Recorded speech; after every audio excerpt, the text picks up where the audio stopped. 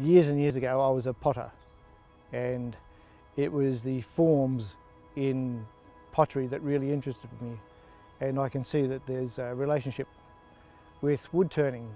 We're doing three-dimensional things, and we're doing basically the same kind of forms, although now I'm using timber instead of clay. Wood turning keeps me thinking.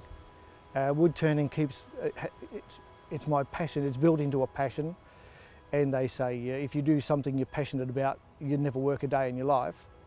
So when I'm feeling a little bit stressed or something, I go down to my wood therapy room and I play with the wood. I discover what's inside that timber. Every piece of timber's got a secret, and I love to find that secret, and then I try to help that secret shine through with my forms or the decorations and things I do. My name's Ron Burke. I'm 66 and I am a small cherry grower. I like cherry growing in this little garden here. Wood turning is solitary, but unlike growing cherries, I joined a couple of wood turning clubs, and it's like being with people with a shared passion. Wood turners are passionate people. It's not just a hobby.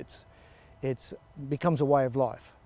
And over the years, as I've got a little bit better, I've been asked to do some demonstrations or talks to various groups.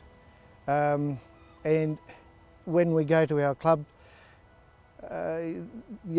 everybody is there and everybody's honest and everybody helps each other about the timber, about what they've been making, about the latest chuck or things like that. So yeah, I get out and I talk to other wood turners.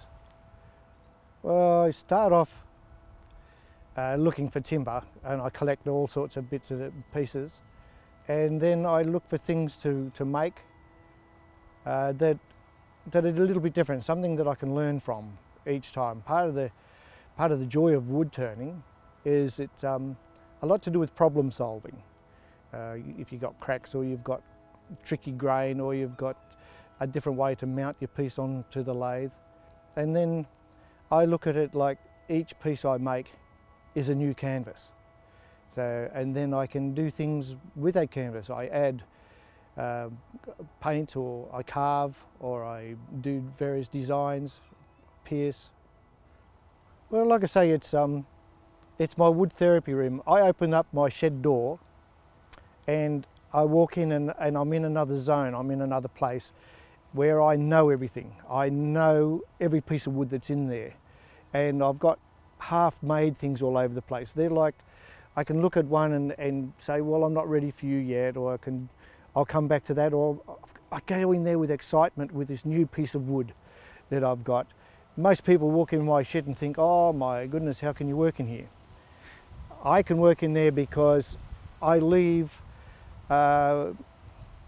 tidiness and cleanliness outside. I walk in there, and I don't see confusion. I see freedom to think and do what I want to do.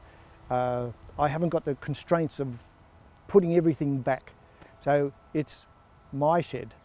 I honour these trees by fertilising, watering, pruning, and I honour limbs that have fallen down, or a tree that's died. I honour them by turning their timber into something of, I try to make something of beauty and elegance rather than just a lump of firewood. I don't know, I'd like to do lots of things. I think I've got to live to 1,000 to do half the things I want to do. But I've found my niche in turning. It's validated me as a person. I feel when I'm an orchardist, I'm just an orchardist, I just grow things. But doing that work with the wood and with that passion, I'm as important as anybody else. You know, in fact, sometimes I feel sorry for people who don't turn because they haven't got that. But then again, they might have something else. And you can see up here, I know all these trees by their first name. You know, there's 2,500 trees around here, and every year you walk around and you put snail bait out, or you fertilise, you come and you prune. So I'm really fortunate. I have a better than a good life.